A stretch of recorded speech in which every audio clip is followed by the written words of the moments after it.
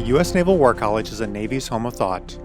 Established in 1884, NWC has become the center of naval sea power, both strategically and intellectually. The following Issues in National Security lecture is specifically designed to offer scholarly lectures to all participants. We hope you enjoy this upcoming discussion and future lectures.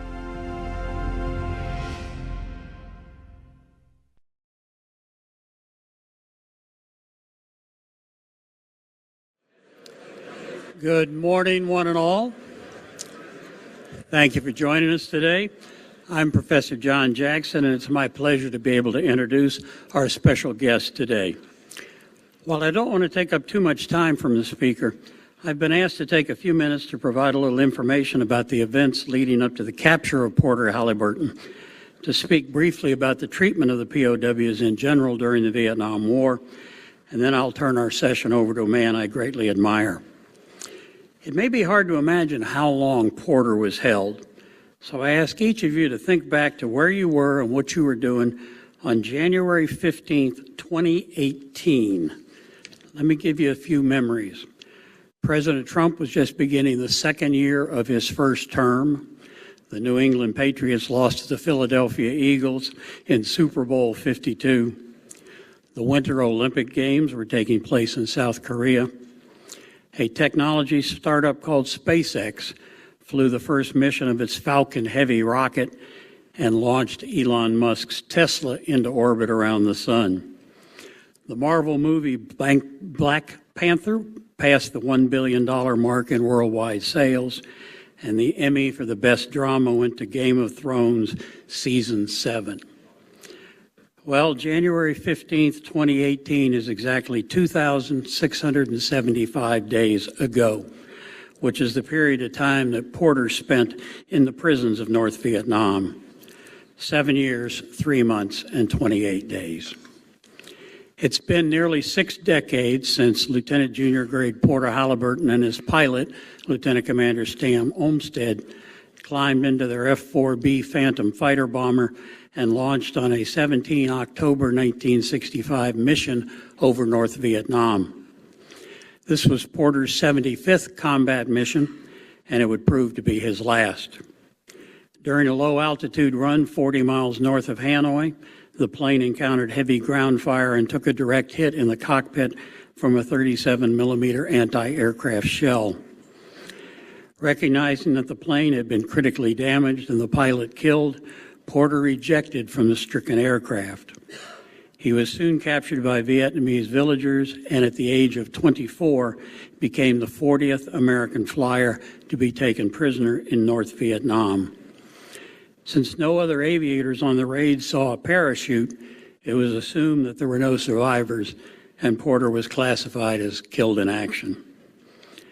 To help visualize the events and conditions which followed, we will display a group of series of photos from a book done by Lieutenant Commander Mike McGrath, who himself spent 6 years as a POW in North Vietnam.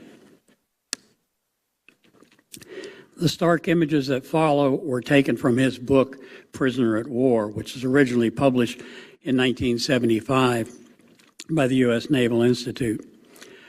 Once Porter ejected from his stricken aircraft, he was quickly captured by local peasants and militia, and within days he had been transported to the Hoa Lo prison, which ultimately became known as the Hanoi Hilton, and thus began his 7.5-year ordeal. Mike McGrath drew pictures of their accommodations, but more revealing are these photos of the actual cell in which Porter was held. The prisoners were kept in austere conditions, often shackled in leg irons and handcuffs for weeks and months at a time.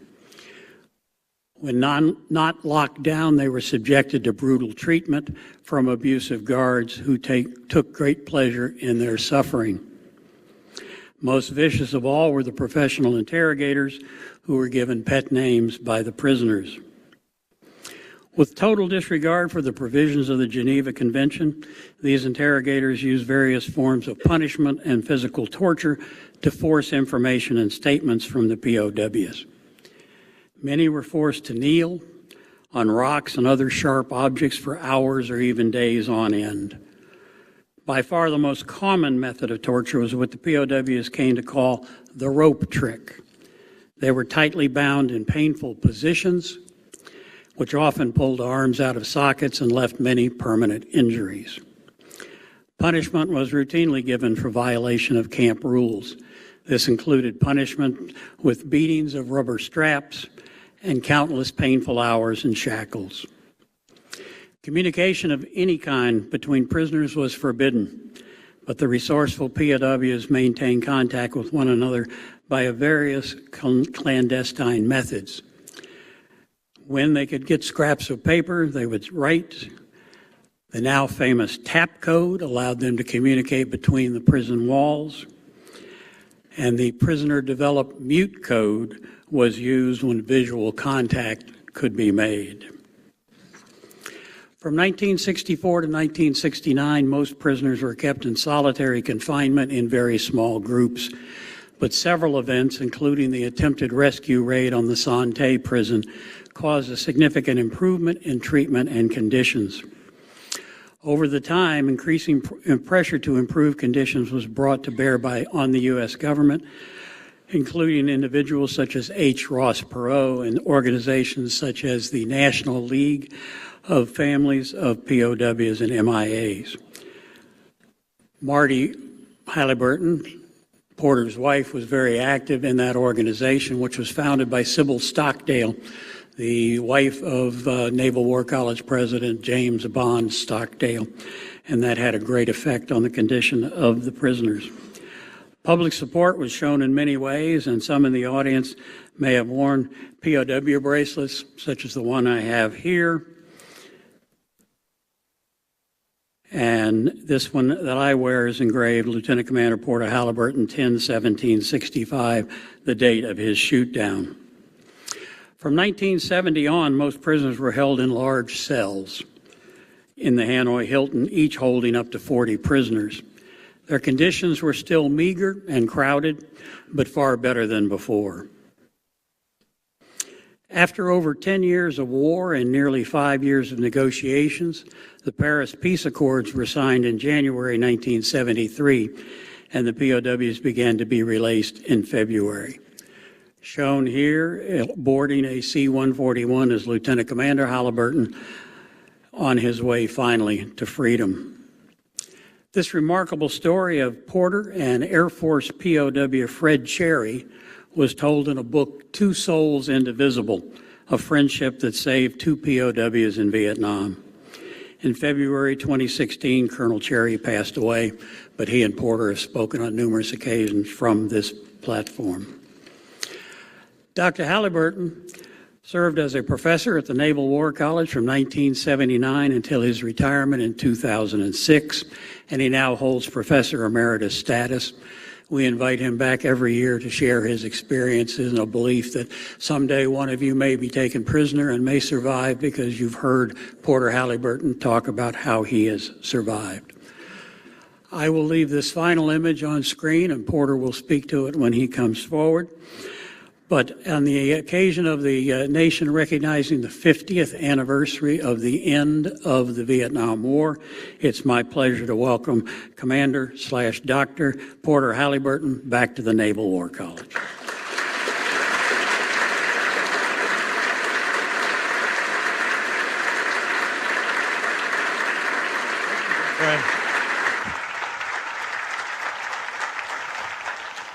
Thank you so much, John and Admiral Walker, and all of you that have come to listen to this. And so I'm so grateful to be able to come back to the Naval War College, which was my home here for 28 years. This is the most wonderful place in existence, in my opinion, for everything that happens here with the international students and the students from all services. The experience here, as you're about to finish, I guess most of you, has given you an opportunity to expand your minds and your knowledge and so on. And so I hope that you've taken advantage of all the things that happen here and the lectures from this podium. And the discussions in seminar. This is a magical place in my opinion. So I'm honored to be able to come back and share a little bit about my experience. John has given you a sort of an overview of the conditions, and I'm not going to dwell on those because that's not really what's important. I think what is important is how we reacted to our conditions and the things that happened to us. That's really what is most important. Now, I know Mark Twain said that his report of his death was greatly exaggerated. Well, mine was chiseled in stone. So I really was gone for a year and a half. I did not know that. I thought I was alive. And I found out I was dead about the same time my wife and family and friends found out I was alive. So we kind of passed in the night there. But you can imagine, my wife said that when she learned of my death, that was a final event. You deal with it, you grieve, you move on. And that's what she did. She said, at least he is not a POW, because that would be worse.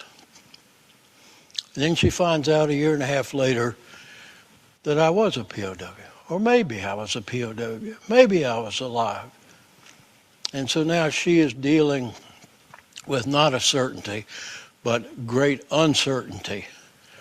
And that uncertainty is always the most difficult thing to deal with, in my opinion, because if you know a certain thing, you can deal with it. If you don't know, if it's all uncertain, you don't know how you're going to face this. Well, she did a remarkable job of facing the uncertainty, but you can imagine there was a little uncertainty on my part as well. She did not get remarried. So that was a good thing. That was a good start to our reuniting. So, not too many people have their own tombstone. And the wonderful thing about this one is that I look down on it instead of up. Well, I want to talk a little bit about, in reaction to the slides that Mike McGrath has provided for us as visual images of what some of the things we went through were. And it shows the brutality of our captors.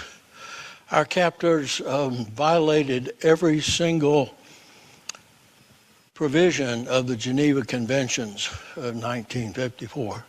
Even though they were signatory to those, they denied that they denied a lot of things. They wouldn't let the Red Cross come in. They wouldn't let international organizations come in except for peace groups and so on. So everything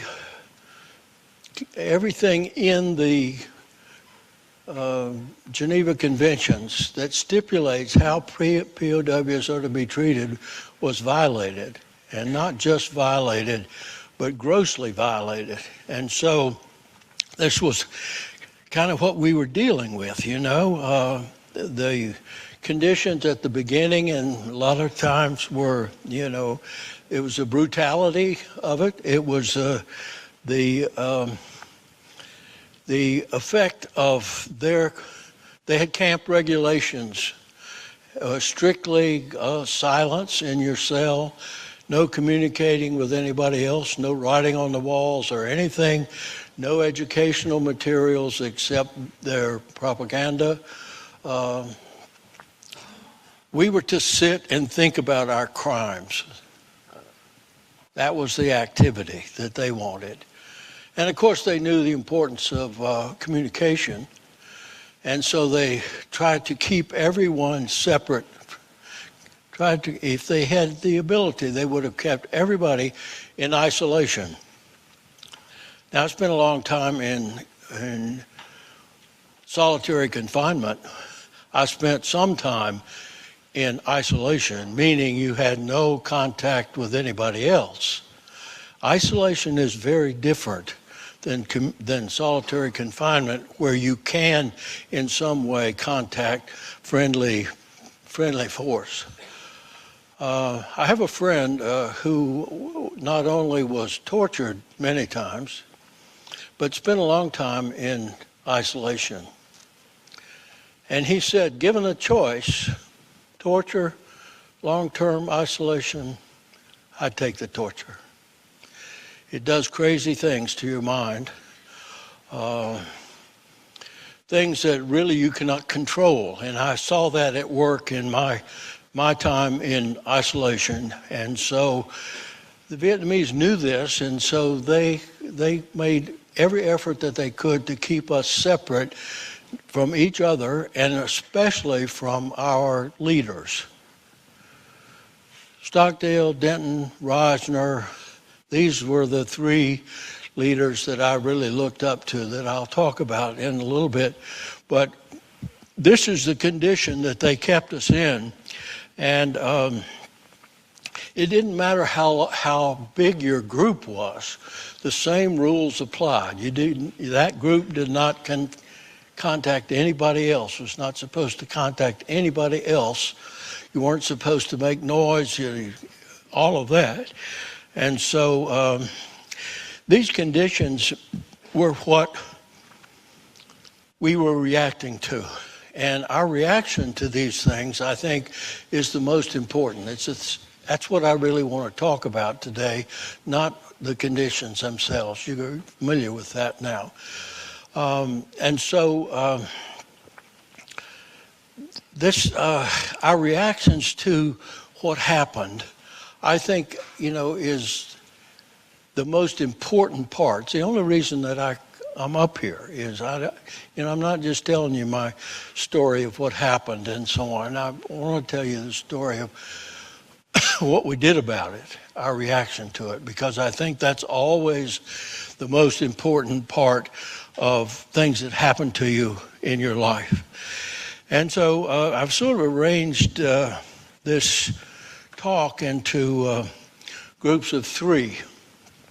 And it's a nice number. It's a nice stable number. Three-legged stool is stable and so on. I like it. So there are three time periods, chronological time periods. There are three adaptations, periods of adaptation to our environment. I have three reflections about them, and I think there are three very important things that I want to emphasize. And so the three time periods. The first one began with Everett Alvarez in August of '64. He was the first one, and he was the only one there until the spring. And that period lasted from 1964 to 1966. And it was a period of adjustment, I think, on our part and on the part of the Vietnamese. They didn't really know Americans. Fortunately, they didn't speak American, the interrogators. They spoke English, but not American. And so I'll talk about that later, but that was a very important thing. And so they are we're being interrogated by someone who speaks English, but does not necessarily understand, everything that we are responding with. And so we are trying to adapt to our situation, to all of these conditions, to being bored to tears if you weren't being interrogated or otherwise punished or something like that. And so we are trying to adapt our lives to our situation. And of course, the code of conduct is one of the main features of this adaptation. How do you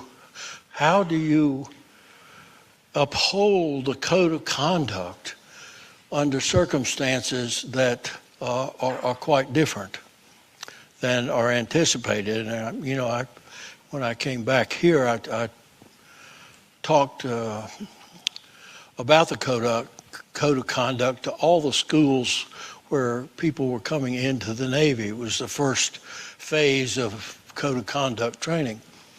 And unfortunately, when I went through SEER school, the code of conduct was interpreted in an incorrect way. It was interpreted as black and white, do this, do not do this, period, no discussion. It was never intended to be that kind of a document. It was intended to be a guideline for your behavior and responsibilities. And so I went into it thinking, okay, name, rank, service number, and date of birth, nothing else. Be willing to die rather than give them anything else. This was how extreme our training was, and it was a huge, huge, painful misunderstanding of the code of conduct. And so we're trying to figure out how do we live by at least the spirit of the code of conduct if we can't live by the letter of it. So that was part of the adaptation during this first period. They did not, by and large, they used a lot of punishment, as you saw. They were not using torture, though. And they used torture a few times on people for punishment, for really, really bad attitude. As they said, we all had bad attitudes. We were treated as criminals. We had no rank. If there was a group, they assigned the person that was going to be the spokesman for the group, what they call it, the room responsible. And so they said we had no rank, that we were criminals, and so on. So we had to, figure out how do we get along here? How do we adapt to this? And there were some really hard choices to make. And of course, one of them was how to react to the question: are you going to talk to us or not? I'm giving name, rank, service number, and date of birth. And up till then, I had not been subjected to anything I could not endure. And they said, if you talk to us, we'll move you to a better place. You'll be with your friends, have better food, write letters home. It'll just be great. If you continue to refuse, we'll move you to a worse place. Well, you saw a picture of the place that I was in the Hanoi Hilton. That's pretty grim. Worst place I'd ever been, and I couldn't really imagine how this is going to be worse, but I made that choice. And so I moved to a worse place.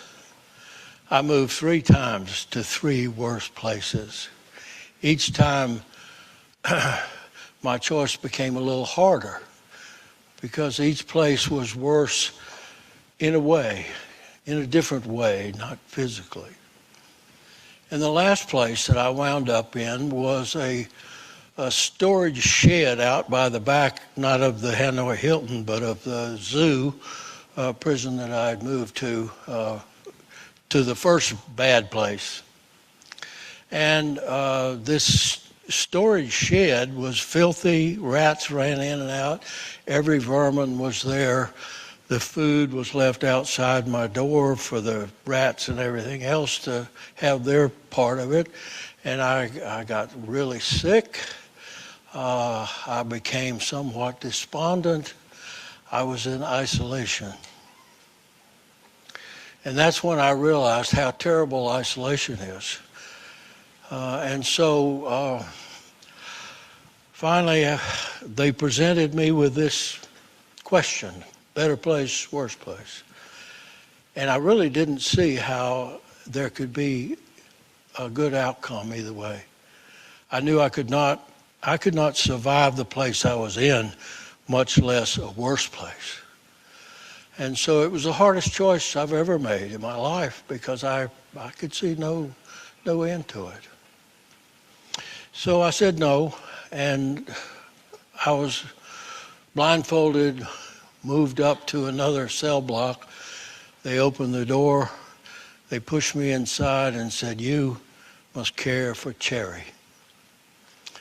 And of course, Cherry was Major Cherry, U.S. Air Force 105 pilot, very badly injured because when he was hit by anti-aircraft fire at low level, cockpit filled up with smoke.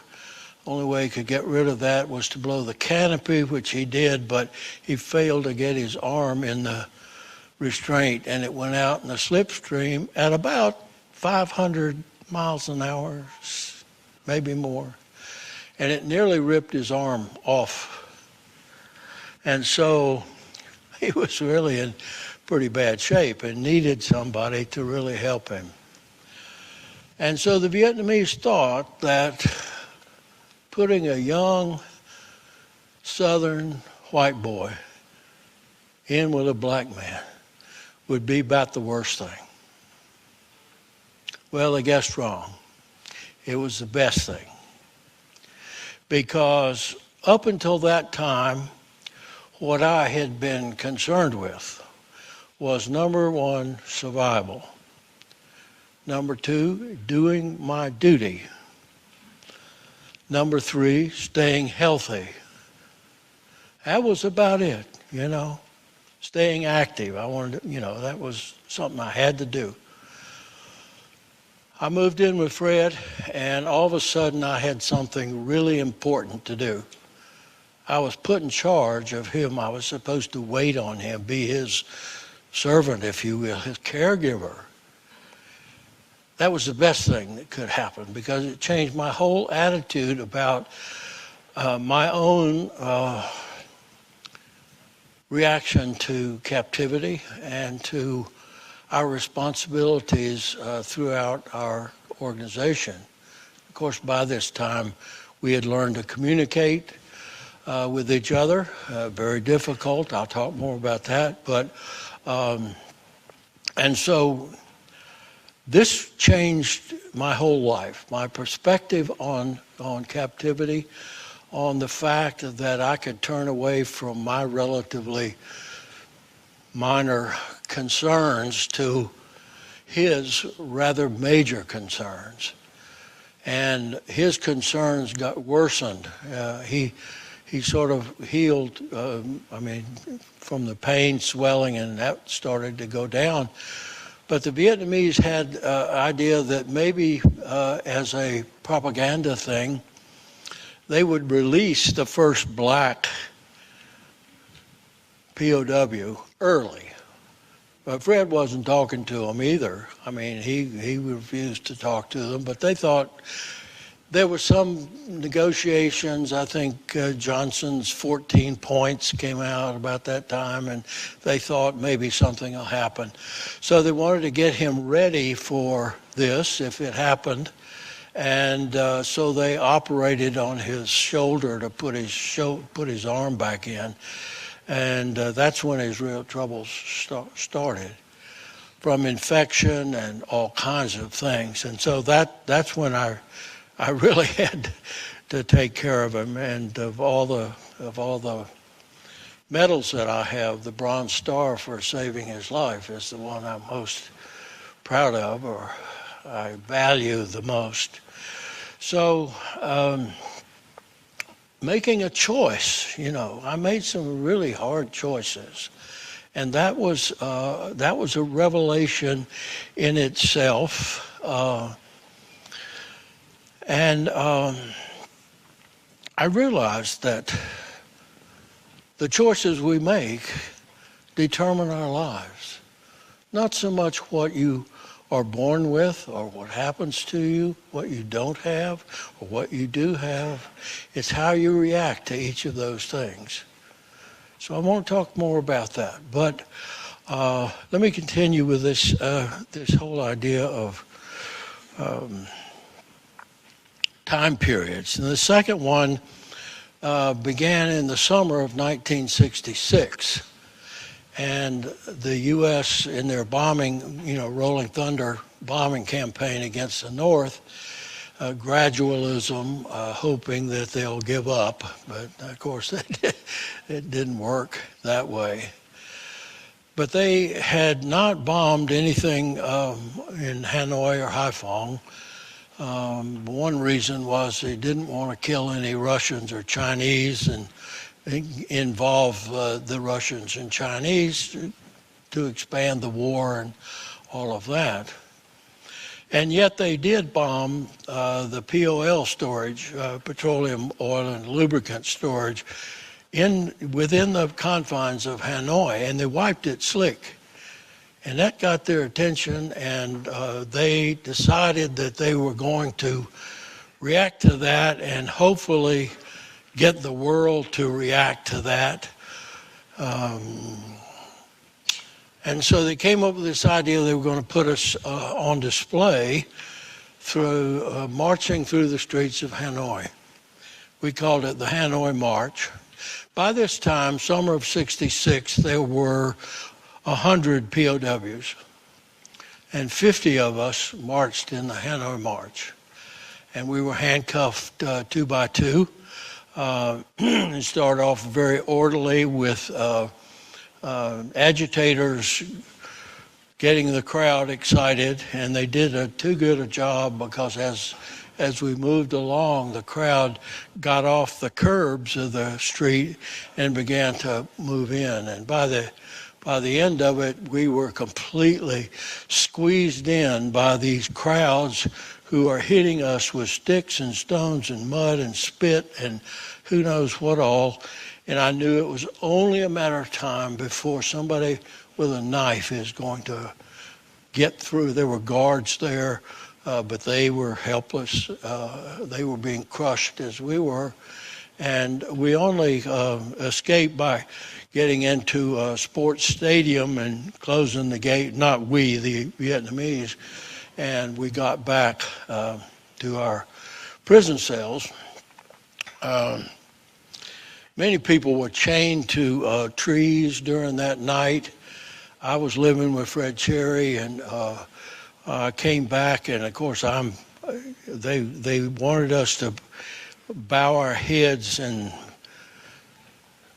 subservience to the Vietnamese people, and so we weren't going to do that. And so I got hammered, from all of this other stuff, but the guards hammering us. And so I walked into the cell after this, and here's Fred with fresh blood on his bandage and everything. And I thought, oh my God, they took Fred on this march. No, they took him to the hospital and scraped out all the dead flesh, and with no anesthetic and so on.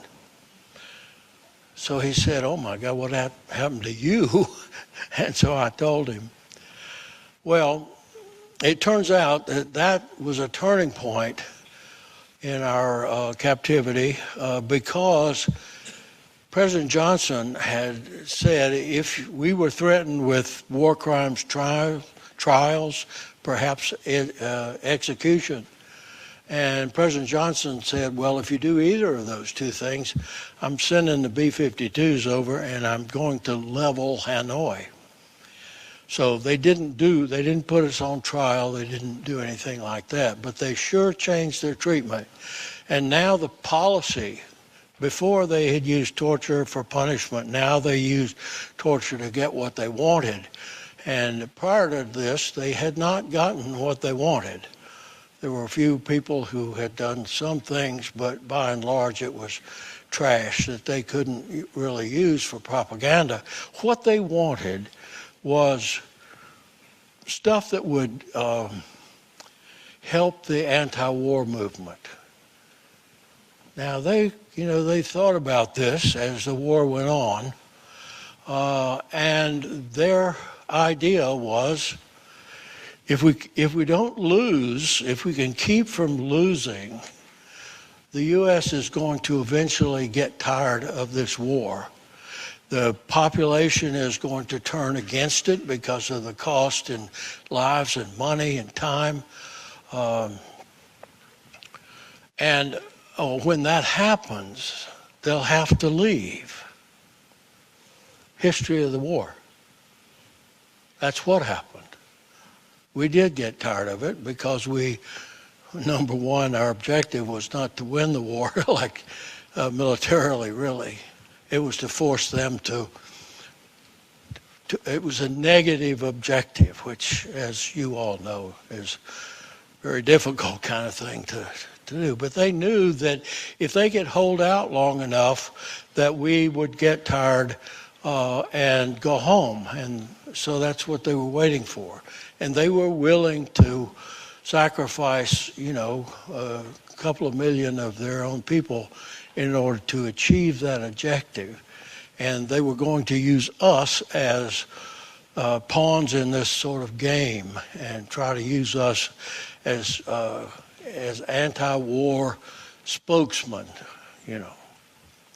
particularly among our senior officers. And so that was the battle that we were fighting against them. Was they were trying to use us for propaganda, not so much for military information, and we were trying to deny them that. And so this was a 4-year period. It lasted until 1969 or early 1970, the longest period of all of this. And it was obviously the most brutal. It required the choices that were very difficult in how do we deal with this kind of torture. And so on, I have to say, it brought us together. Suffering is a great teacher. You learn a lot more from suffering than you do from success. And so we all suffered during this period, and it was difficult to communicate with each other about it, but sharing our experiences and the fact that I thought they can't break me. They're never going to break me, but they did. You'd think Robbie Reisner, Jim Stockdale, they can't break these guys, but they did. So psychologically, this was a terrible thing to deal with. Your failure. You have failed. And so psychologically, this was a very difficult thing to get over. But the way it happened was that once you learned that what happened to you happened to everybody else, and everybody else reacted pretty much the same way you did. Maybe not holding out for as long or holding out for a lot longer, but the same. Everybody gave it their best. So it was a learning experience during this time, and that's how we learned to deal with this. Eventually, our guidance from our senior officers were, by definition, if you hold out to the very last, you have no will to resist, period. That's by definition. I learned that, my arms were completely incapacitated. I couldn't write the thing they wanted me to write for days. And during those days, I recovered some will to resist, some courage, figure out how am I going to screw this thing up. And as I said, the Vietnamese interrogators did not speak American, and so you could use American humor and various other things that they didn't know. They didn't read the comic books, for example. You could introduce comic book characters into your thing. And so we developed what we call the second line of resistance. The first is say no, always say no. But if you're broken and you know you're going to have to say something, give up early. Do not take it to the end where you have no resistance left. Give up early while you still have the will to resist, the courage to implement a cover story, to tell as many lies as you can put together and get away with, to give them the finger, to, to screw up what it is they want. So this is the way, and our leadership came up with this as a policy. You will give up early so that you can resist at the second level. So this was a revelation during this time, and I was an English major and in college, and I was somewhat of an anomaly among all these aeronautical engineers and so on. And I became the expert, and I started writing poetry. I'd been writing poetry since the 11th grade, and I finally put all that together and published a book of poetry. So I started in Hanoi fairly early with a simple poem, always trying to describe how I felt and so on. So early I wrote this called Winter Crypt. How can I describe the way that I feel? As if the stream I was crossing had suddenly frozen and locked my ankles in an icy grip, immobilizing that once fluid force, and I with it. And we have nothing to do but wait until the thaw. Well, that was written during a period when I thought the war was going to be over soon, certainly within a year. All we had to do was just get through this for a while, and we would be home free. Well, we certainly learned that there was a lot more to do than sit around and wait for some kind of thaw. Well, as long as that period was, it was not all torture. It was difficult. Things had changed. But I think by this time, my wife was very involved with the National League of Families, as John pointed out. And the National League was putting pressure on the Vietnamese, not for our release, but for better treatment. Treat us according to the Geneva Conventions. Release a list of names of people that are prisoners, because they refused to do that. There were people that got propaganda pictures and so on that were released and so on. There were a few people who wrote letters and so on. But by and large, there was just no communication like that. And so just release a list of the prisoners, because, they refused to do that. And so the National League had been very effective in soliciting support for the cause of the POWs and the MIAs, many MIAs. And one of the results of my being declared killed and then alive, I think I was the 13th in the history of our country that was resurrected in that way. There were other people who were initially KIA, but then they quite quickly found out that they weren't. And the fact that that had happened, that I had been declared KIA, changed DOD policy with regard to declaring people killed in action. And it was now, you almost had to have a body. You couldn't declare somebody KIA based on this secondary information or whatever. That's the reason we have so many people's names on the MIA list. Had they quite reasonably declared many of these people dead, KIA, there wouldn't be as many MIAs and as much anxiety and so on that has plagued those families for so many years. So that was one of the things that changed there. Anyway, the Vietnamese finally realized that what they were doing was not working real well. They were getting a lot of bad press. You remember Jerry Denton he'd been hammered, he'd been tortured unmercifully to get him to appear in front of a delegation and say that he was against the war. And they thought they had hammered him down to the point that he absolutely was going to do that. So he appears in front of this delegation, and he said exactly the opposite.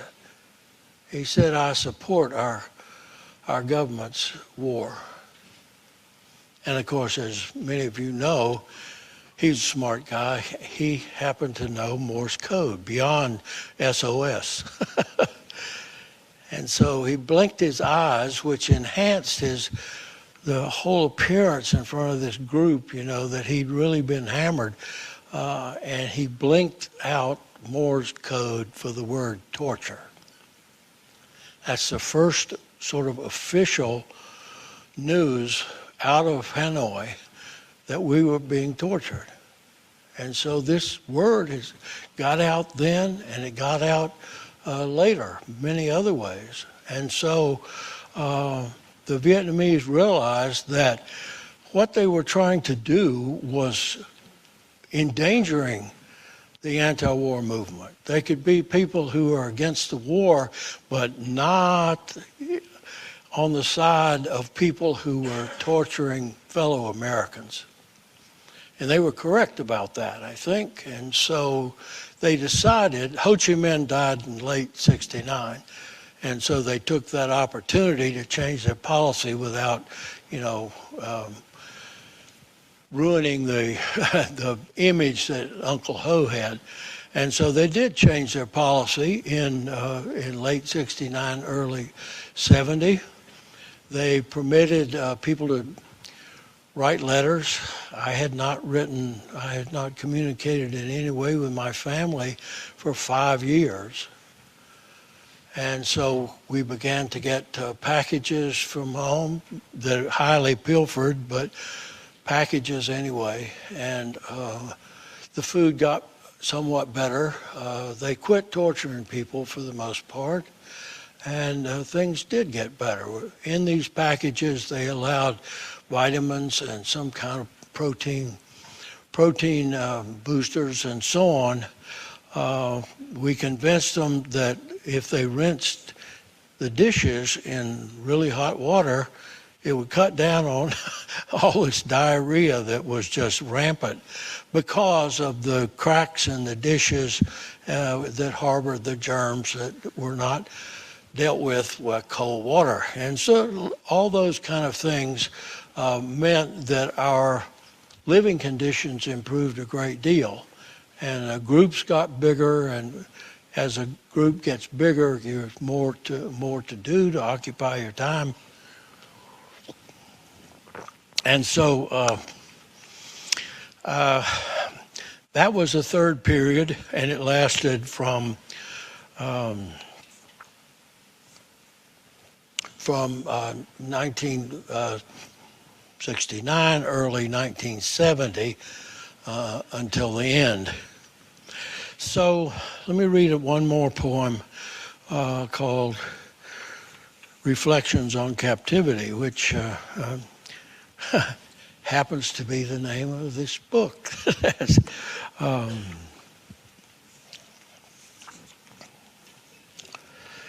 How can I measure the loss of my dimensions as I lie spread across this crass expanse of time, bitter years devoid of latitude or luster, my 80 days of trial and decision are but pages turned, but pages not forgotten. The countless hours of aimless retrospection, regret, restraint, and introspection, the strange monotony of unrewarded hopes, unconquered hopes, amidst my unborn tears, have tempered the metal of my structure and filled the empty spaces of my soul. So I was beginning to feel like, what we were doing there was significant, that it had meaning in our lives. So this, the fact that we were communicating with our families, most of us, we were in larger groups, and that we could have serious educational and entertainment activities. We could do all kinds of things that it was difficult to do either by yourself or with one other person.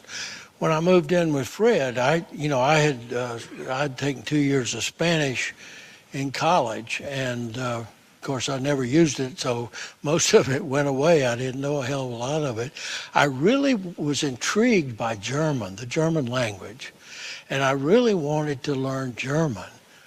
And so I found out that Fred Cherry had taken German in college. I can learn German.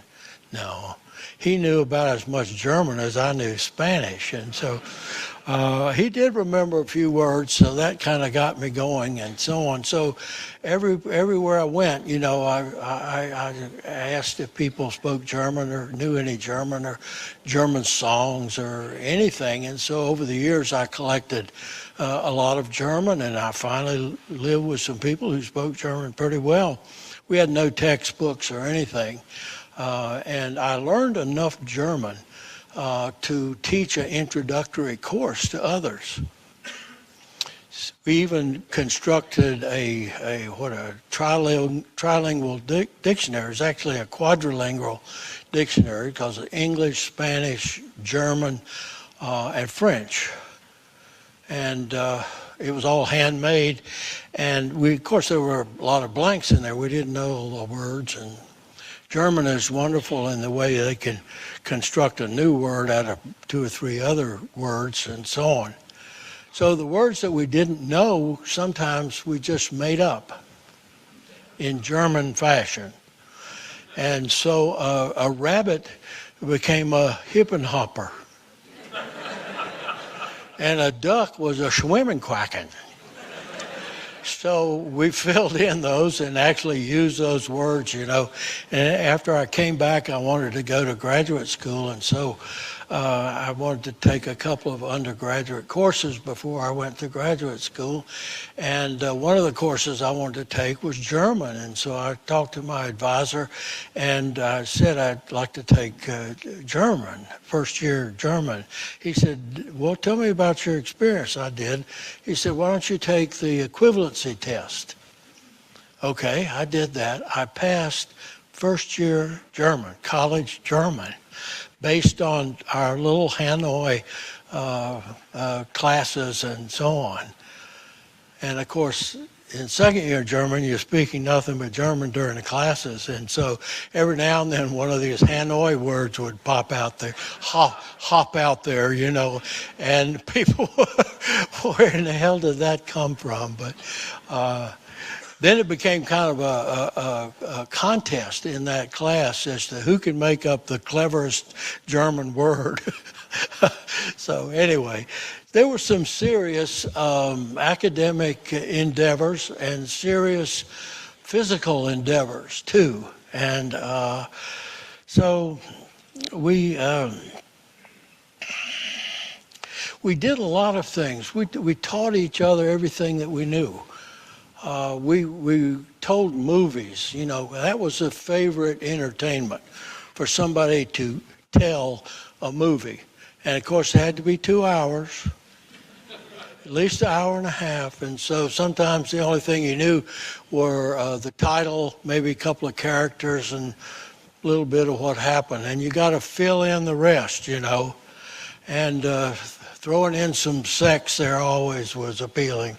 So we became great storytellers, telling movies. And of course other people did, I wrote poetry, I wrote stories and all of that. And so this period when things lessened up on the harshness was a period in which I realized that we not only had a military organization that became the 4th Allied POW wing, we had become a family. We had become a community, and we had every aspects of community except for our families. But we had us. We had us as family.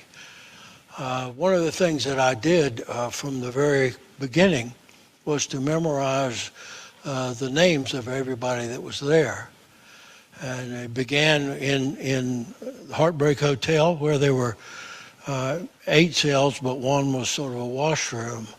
And so there were 6 of us there initially, all from the USS Independence, all shot down either on October the 16th or 17th. And the one that was shot down on the 16th was the RA-5C crew on photo reconnaissance, pre-strike reconnaissance of our big strike against the bridge at Taiwan, which was a major communication from China to Hanoi. And so taking out that bridge was a really big deal. And so they sent RA-5 in to scope out the route that had been planned and the target itself. Unfortunately, they got shot down, and so they did not have that intelligence. And that intelligence would have shown that there was a new SAM site with anti-aircraft defense around it right on our path. And so that's what shot us down, was the anti-aircraft from this new SAM site that we didn't know about because the Recce airplane was shot down. So there were 4 of us who were prisoners of war from that one flight, 3 of us from VF-84 and 1 from VF-41, the other F-4 squadron aboard the Independence. And then, one empty cell right next to me, here comes Jim Stockdale. And he'd been shot down about a month before we were, and in really bad shape, and crutches and casts and all of this.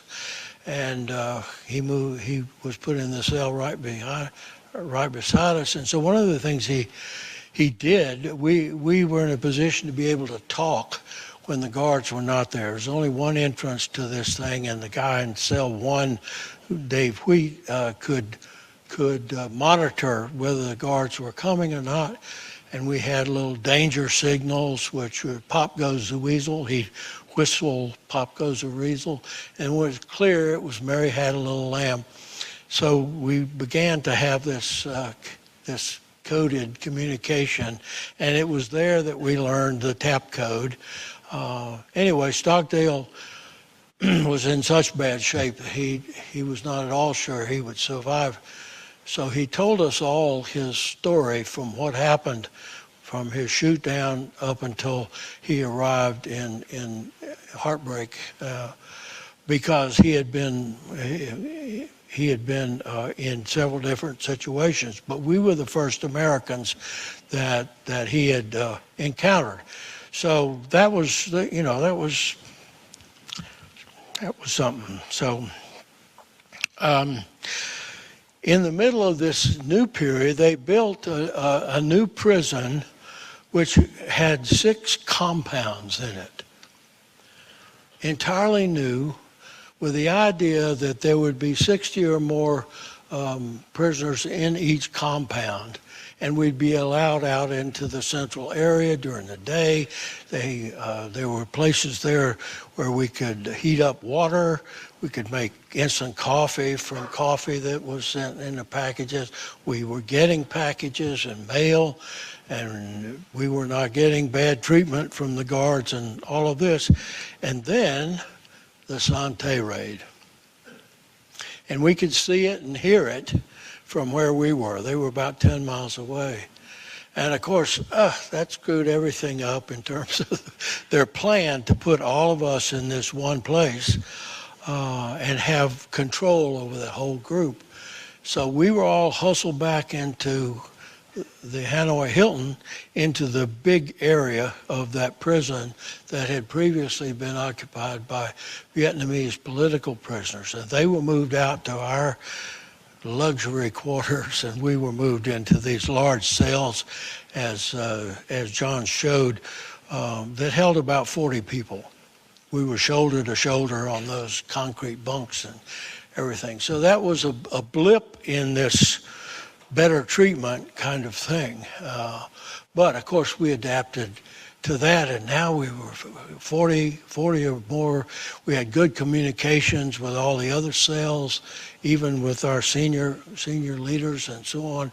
And so we flexed our muscles and did some things that, singing out loud during a Christmas service or singing the Star Spangled Banner and things like that. And they were not prepared for that. And so that was a very, very interesting time. Let me move on to the periods of adaptation.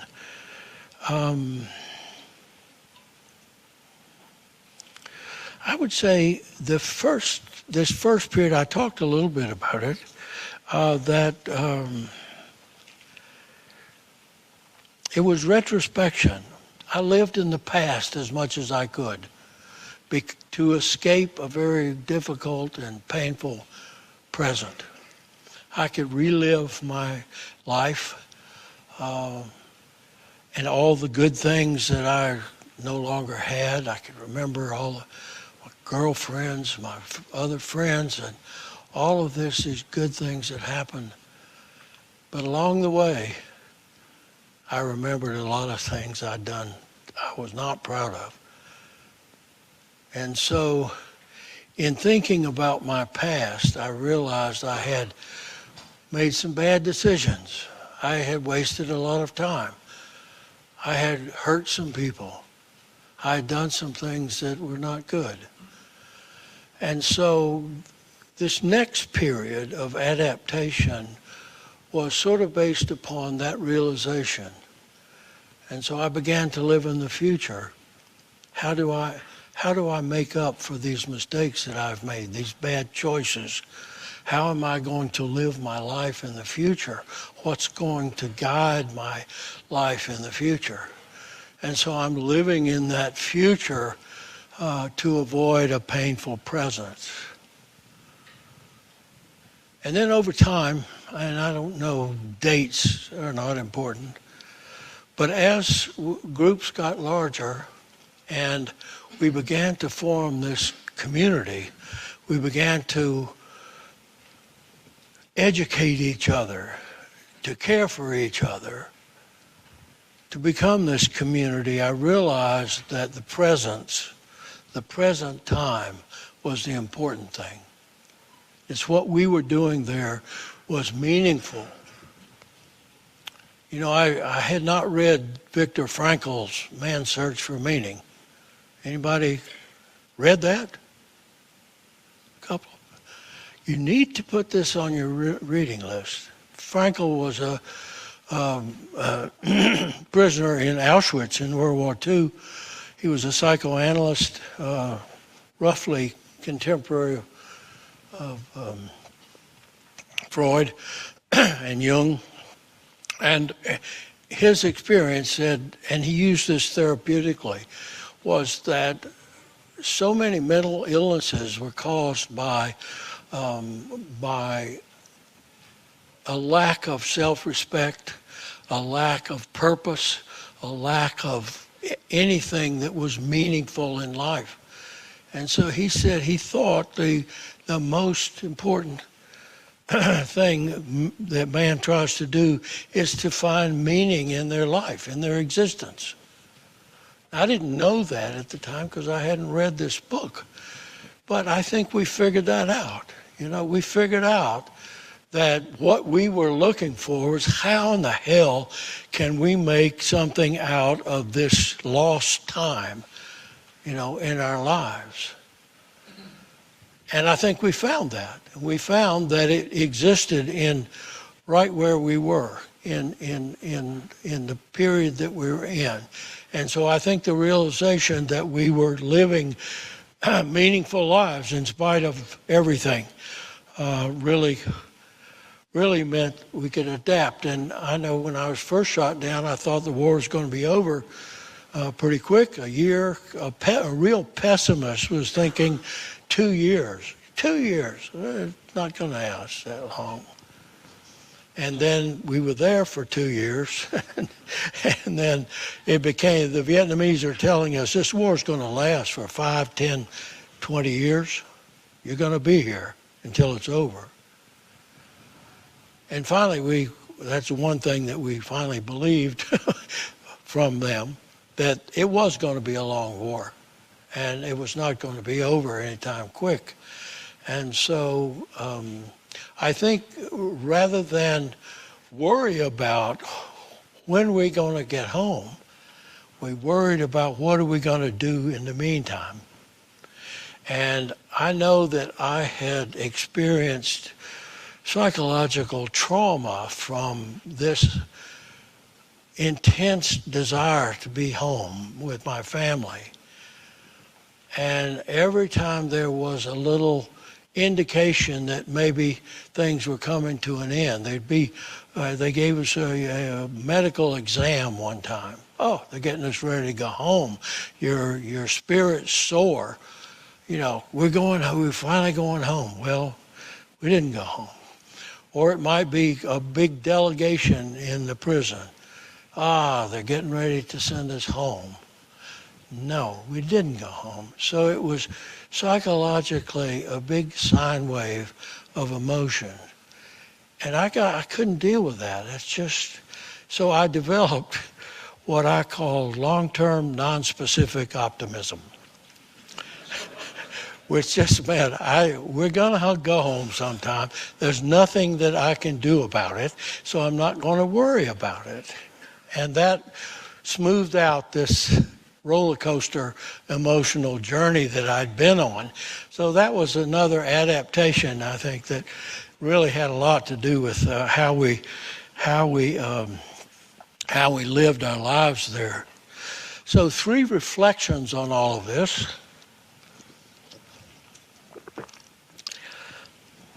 I decided very early on that I was going to stay active because I'd heard stories about prisoners in World War II and in Korea who had sort of given up out of despair. They had no meaning in their life. It was cold, it was miserable, and they saw no hope, and they died from despair. And I was determined that I was not going to do that. And if we could prevent anybody else from falling into that despair, that was what we had to do. And so that's why it was so important to communicate with everybody, to make sure nobody felt outside the net, outside of our group, outside of our organization, that they were cared for. We would take care of them in any way that we could. Let me pause for a minute and tell you, well, first of all, our senior leaders, the 3 that were most influential to me were Robbie Reisner, who was the senior guy for most of the time, Air Force Lieutenant Colonel, a squadron commander, devout Christian, and very, very aggressive. He lost a lot of airplanes in his squadron. But he had been in World War II. He was an ace. He had shot down 6 or 7 airplanes. His picture had been on the cover of Life magazine a month before he was shot down, portraying him as this wartime hero who had accomplished so much. And of course, the Vietnamese got a copy of this and said, we are happier to get you here than anybody. even McNamara or Johnson. We're happier to get you. And so he was terribly exploited for his resistance, for everything. He was an incredible person. And of course, Jim Stockdale was a senior naval officer there. He was his second in command, a senior naval officer. And Jerry Denton was in the same academy class as Jim Stockdale. And so those three are the ones that I had personal contact with very early in my experience. There were other good leaders. There were some that were not so good. But by and large, I relied on the advice, the guidance, and the leadership by example of these guys. So they were isolated from us after a period of time, and we had little communication with them. We had their guidance, their ideas about how to behave and what we had to do and all of that. And so leadership on a day-to-day basis fell to the second tier, the mid-grade officers who were still in the body of POWs. And these guys were the ones who were going to deal with everyday questions of leadership and advice and everything. And their command was defined by who they could communicate with. Usually a cell block, maybe a little more if you had communication between cell blocks and so on. So they were called SROs, senior ranking officers, in that group. And there were many that did a great job following the guidance of our senior officers. But there was one guy that stood out in my mind because I had so much to do with him, and he was a SRO in several groups that I was in. And his name was Bob Purcell, Air Force captain, old enough to be a major, but I'm sure he'd been passed over because he was a hell of a fighter pilot. Flew his airplane inappropriately. He drank a lot, and just a good fighter pilot. And he had a lot of Article 15s, but he had a lot of letters of commendation as well. He was just this amazing guy, leader. He always had a smile on his face. He could tell the Vietnamese no in a way that they sort of, well, okay. Anybody else would say no, and you get put in leg irons or whatever, So he was a leader that was very firm, but his approach was entirely different. It was not confrontational at all.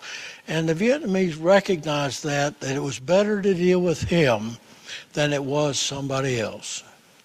So I before I ever lived with Percy, and I've got a lot of stories in the book about Percy, but the one that really impressed me before, and I heard about this before I ever knew him, he was living in a cell block that we call the pool hall, and he was in cell number 1, and there were 5 cells on each side, and so they had refitted this. All of this was a film studio for the Army propaganda group, and so they converted it to prison use with replacing the doors, breaking up the windows, and all that kind of stuff. And so they had to go up in the overhead to drop electrical lines in each of there were 3 rooms that were turned into 10 cells, and so they needed to drop electrical lines down there, 25-watt bulb that burned all night, so they could open the little flap, look in, and see what you were doing. And so he was in cell number 1, and it was the one cell that did not have one of those flaps that they could open and look in. And down at the other end were a couple of guys. They were trying out some new method of coercion, starvation, denial of water. And Percy through our communication network heard that, and he decided he had to do something about it. So he asked permission of the SRO if he could attempt to communicate with these guys. And he got permission. And he got up into the ceiling of this, and that's another story of how he did that. But he got up there, and he crawled down the overhead until he got over the cell of one of his friends, actually, an Air Force officer named Norland Daughtry. And Norland had broken arms in 2 places and in 3, one in the elbow. And yet he had not been cooperating with the Vietnamese, and they didn't give him any medical attention at all, not even slings to put his arms in. Poor Norland is helpless and so on. And they're starving him. Percy had taken the rice and whatever solid food out of the soup and made little pellets out of it. He had dragged his water jug up with him. He goes down there, and he's looking down through this hole where the electrical line goes down there, and he sees poor Norland with his 2 broken arms and everything, and he said, "Hey, Norland." Well, Norland been praying a lot. He thought God was answering his prayers. He said, "No, it's me, Percy, up here, you know." And so he told him a couple of jokes to try and cheer him up and everything. And then he said, "I brought you a little snack." And so he starts dropping these pellets of food down. He brought his jug there and he poured water down. He did this every day for 2 weeks, risking his life, because getting out of your cell was an escape attempt, and they killed people for that. So you think this story was inspirational to the rest of us and actually terrifying? He put the bar for behavior really, really high. I mean, who would have thought to do this? So it was that kind of leadership that really helped us to get through this as a group. And so I got a lot of stories about Percy. He was a wonderful guy. He's gone now, but anyway, it was that kind of leadership by example that made so much difference in the way that we were led, and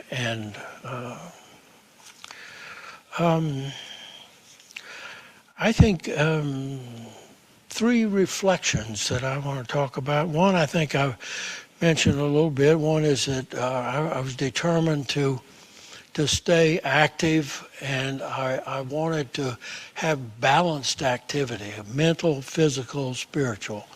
And so I vowed that every day I would enter into activity in those 3 areas. And so we did some really amazing things physically. We had contests, calisthenics, and all kinds of other things. And I participated in deep knee bends. These were deep knee bends, not these 90-degree things that people do, because they know how terrible it is for your knees. Of course, I've had both of my knees replaced as a result, so it was a big mistake. And so anyway, we were doing these deep knee bends and everything, and we'd do 200, 500, 1,000, and we eventually had worked up to only 2 of us were left. Most people dropped out at about 1,000, and so we were going back and forth, and I got up to 6,000 without stopping. I said, "Surely I've got it." He did 7.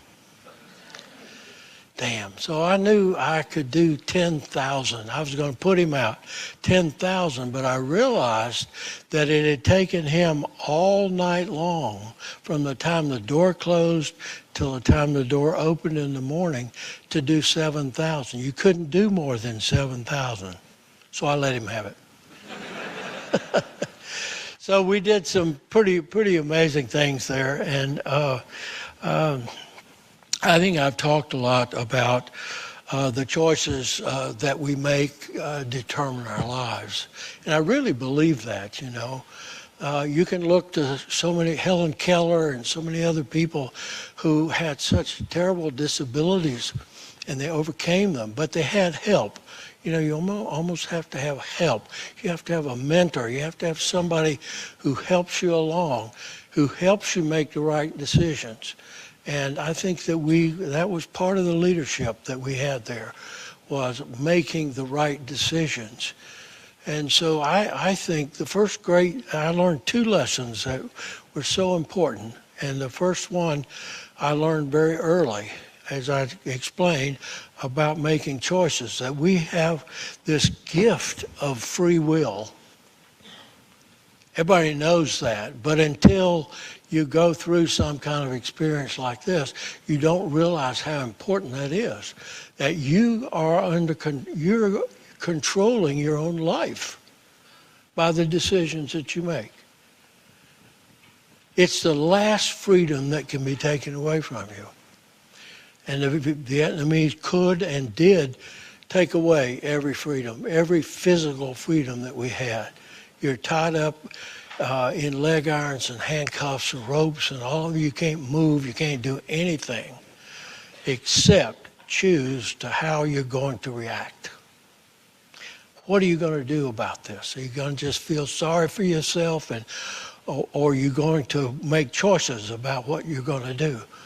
And so this realization that you had this freedom to make choices. You might need help doing it. You might need advice. The hardest one is to determine your attitude. Changing your attitude from one of pessimism to positive outlook on life. That's the hardest thing to do. And you often need help to do that. But it's the most important. So that was the first really important lesson that has stayed with me ever since, that guides my life today. And thirdly, I've talked about searching for a meaningful life. And Viktor Frankl explained that to me when I read his book. It wasn't a revelation of what he said, it was a revelation that he had already said that, and we figured it out, while we were there. Search for a meaningful life. Failure to discover a meaningful life turns you to other pursuits, wealth, power, sex, whatever it might be, to try and find something in your life that's important. So that's guided my life as well. Well, three important things. First of all is communication. I've talked a lot about leadership, but if you can't communicate with those you're supposed to lead, there's no leadership, it's impossible. And so that's why it was so important to develop means of covert communication among our group. And so that was almost our primary responsibility, was to keep the lines of communication open. The Vietnamese knew about the TAP code. They had pretty severe punishments for communicating that way. They got more severe as time went on, but it was our perseverance in trying to keep those lines of communication open. And I'll tell you, what time? 12. We don't have much time left, do we? I'd love to tell you a couple more stories about that, but anyway, communication was so important. I found, again, humor. Humor is a great leadership tool, You can take a really tense situation, and a little bit of humor in the right place can turn it all around. I had this great friend named Glenn Daigle. He was from Louisiana, and he was I don't want to offend anybody, but he was a coon ass. This kind of weird combination, Creole and so on. And he wanted to be called the coon ass. That's what everybody called him. And he was quite an unusual guy. And he would come up with the funniest kind of expressions, you know. Pulled up the emergency brake and come to a still, dead still. He would say, you know, when things really get bad, just remember, it's always darkest before it's totally black. And my friend Herb Williams used to say, you know, well, if you couldn't take a joke, you shouldn't have joined. I wish I had time to tell you about my friend who really, Mike Christian, who he was taken out for torture. You saw the rope, what we call the rope trick torture. He was taken out for torture and just, you know, brutal. And finally he came back and we all got around him and said, well, Mike, what happened? Where you been? He looked up at us and got almost a grin on his face. He said, oh, I got tied up and couldn't get away. That little bit of humor changed everything because we had all been in leg irons and so on, bad situation and feelings. And he was essentially saying, don't feel sorry for me and don't feel sorry for yourselves because I'm back, I'm okay, we're moving on. And it was that kind of humor and positive attitude among so many people that were so important. So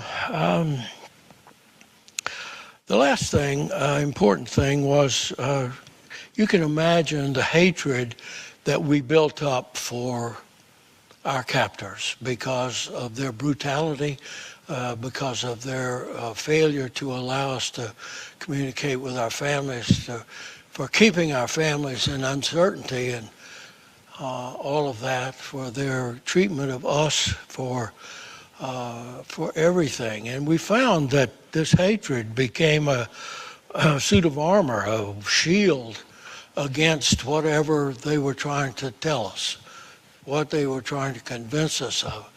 We just automatically rejected it. It bounced off of this hatred. So it was very useful.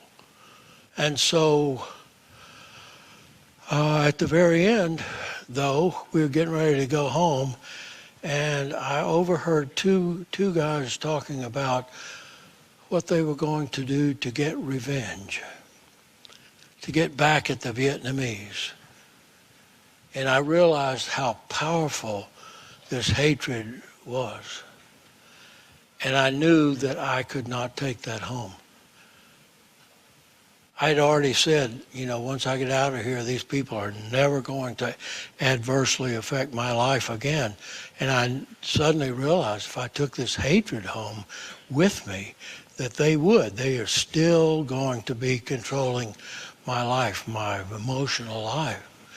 And so when we walked through the gate, the Hanoi Hilton, to get on the bus to go to the airport, I just turned around to that building and I said, I forgive you. And that armor fell away. Hatred went away. It went away in my life. So I have gotten rid of hatred by that simple act of forgiveness. And that's been the most liberating thing that I've ever done. It has really saved my life.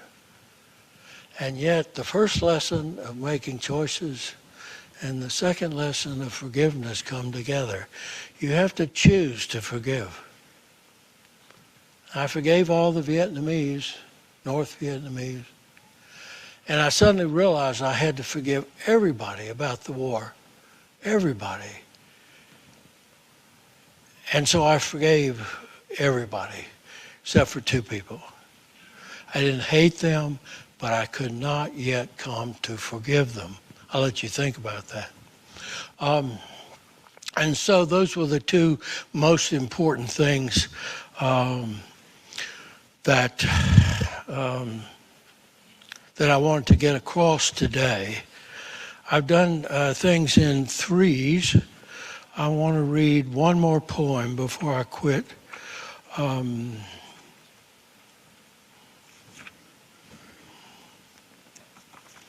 And in that second period where we got packages and letters from home, the first thing that I got was this wonderful picture of Marty and the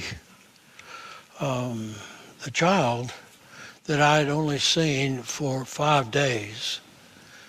You can't probably see this, but this was the first visual image that I had of my child that I had only seen for 5 days, and the first picture that I had of my wife. And this was so important to me, and I changed my whole attitude about what I was going to do when I get home, how I was going to deal with this family. And I was inspired to write a lot of poems and so on. Let me end with this one called The Three of Us.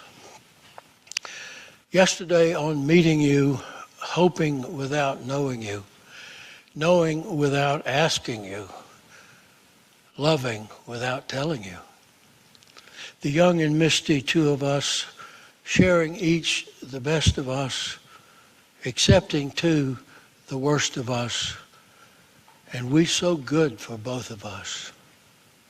And as for me, the faulty one, the wild and hungry, needy one, to spend my life in search of one and finding you the perfect one.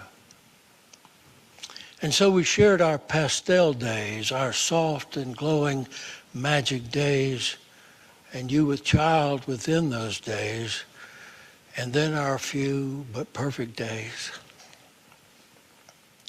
Now 2 of you to wait for me, to love, to hope, to pray for me, and I still feel you part of me, though you and she so far from me.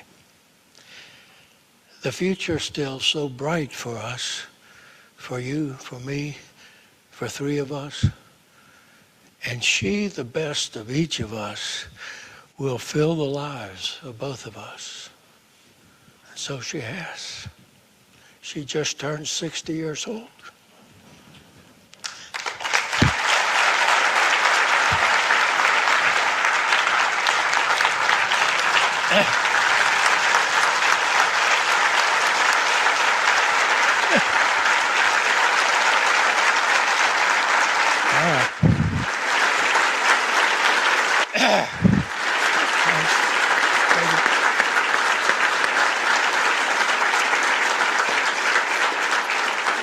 Hero is the only term I can use. Admiral Walker, please.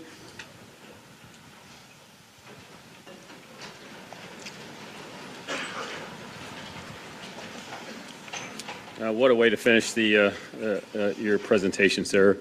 Honestly, I'm getting teary-eyed here just here.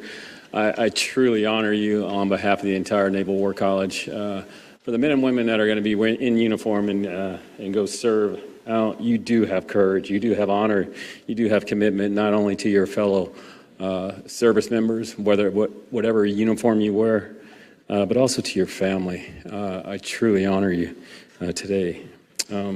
His wife is not here right now, Marty, of 64 years, I believe, if I'm right.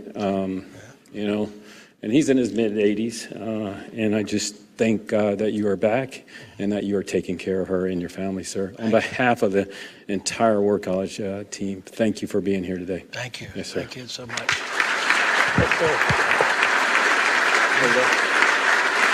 Thank you, sir. There you go. Thank you. Thank you. Thank you. You all are dismissed. Thanks. Appreciate it. I don't know if there's time for questions. That's up to you, sir. I think we'll have to. I think they have another class, but people can come up and see you, sir, between now and Okay. their lunch period. So, All okay, right. if you have a question for him, you can please come around, stay around for him. Okay. Thanks, boss. Thank you so much. All right.